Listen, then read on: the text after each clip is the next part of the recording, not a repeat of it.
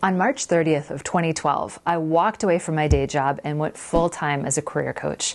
I had no clients, no real business experience, and honestly, no real idea about what I was doing. But here's what also happened. I landed my first paying client within 10 weeks. And I hit $100,000 in revenue in under 18 months. A few years later, I had made over $1 million just from career coaching. And today, my business has made me millions. So in this video, I'm breaking down every single mistake I made in that first year of coaching. Because the point was that I was never perfect. I was a hot mess. The point is that I figured it out anyway. And so can you. Hi, I'm Christy Mims, the founder of Coach Pony, and we've helped over 30,000 coaches build profitable coaching businesses. But even though I've had a lot of success as both a career coach and then as a business coach, that first year of being a full-time coach never really leaves you. And I made, truthfully, a lot of mistakes. So I hope that by sharing them here with you now, you can avoid these mistakes and make your path to a full coaching practice just a little bit easier. So let's get to it. Mistake number one, not choosing a niche. I'm a niche advocate. I will die on this hill. But as a brand new coach, I didn't want to choose a niche because I told myself I wanted to help everyone. And I'm sure I'm not alone in this. I know many of you probably feel the same way. And I also didn't want to choose a niche because I thought I knew better. Not that I had any business experience in terms of selling coaching or running my own business as a solo entrepreneur, but hey, I was stubborn. But do you know what was really going on? I was afraid.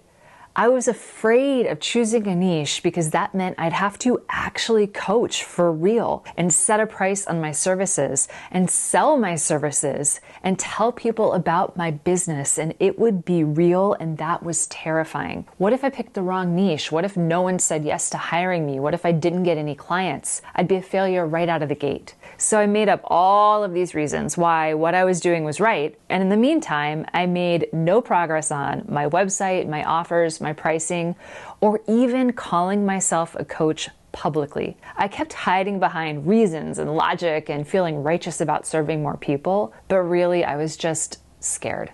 And that leads us to mistake number two, waiting to feel ready. My second big mistake was that I waited to feel ready. I was working full-time in Washington, D.C. as a consultant when I got certified as a coach, and I had an accredited certified professional coach certificate, CPC. I finally chose a niche, but I didn't feel ready. So I designed a website, but I still didn't feel ready. So I hired a business coach, but nope, not ready. I mean, really, again, I was terrified, so I kept making excuses to wait. Changing careers and trying to be an entrepreneur and not an employee anymore was really terrifying. And it wasn't until my consulting firm got acquired and my client load was about to radically change to something that I knew I was going to hate that I finally took action. And I wish I had done it sooner. The truth is, the readiness comes after the action, not before it.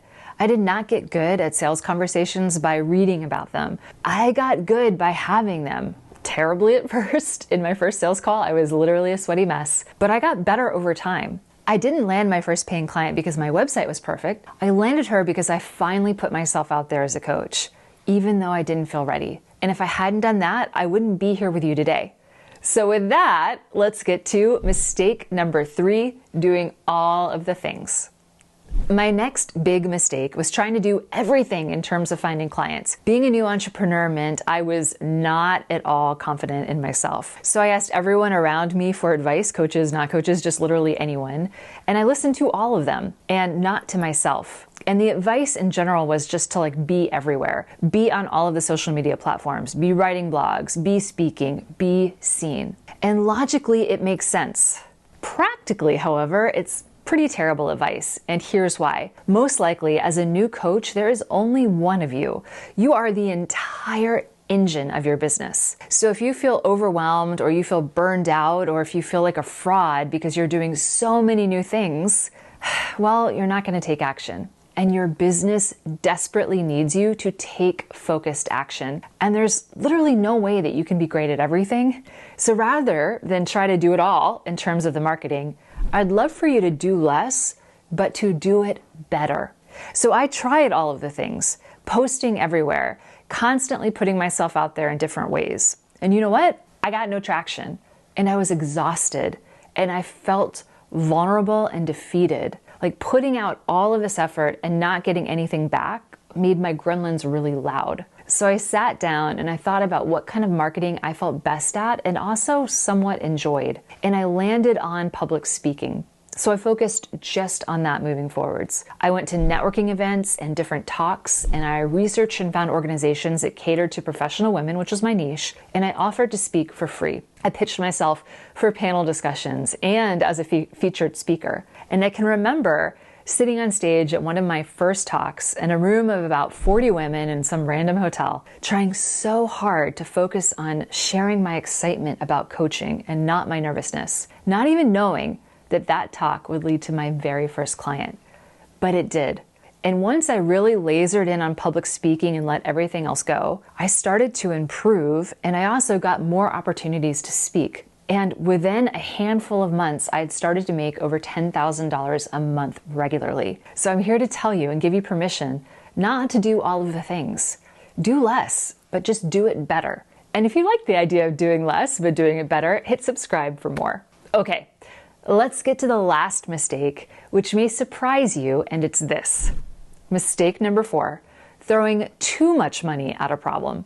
So I was fortunate to have some savings as a new coach, and that was my runway for my business. I had met a business coach who I liked, and I worked with one-on-one to get me really going. And as I was contemplating a move across the country after I quit my job and was living on my runway, she opened up an expensive new $25,000 mastermind. I was terrified of being alone in my business, especially in a new location during a big life transition. So I thought, what could I lose by joining this?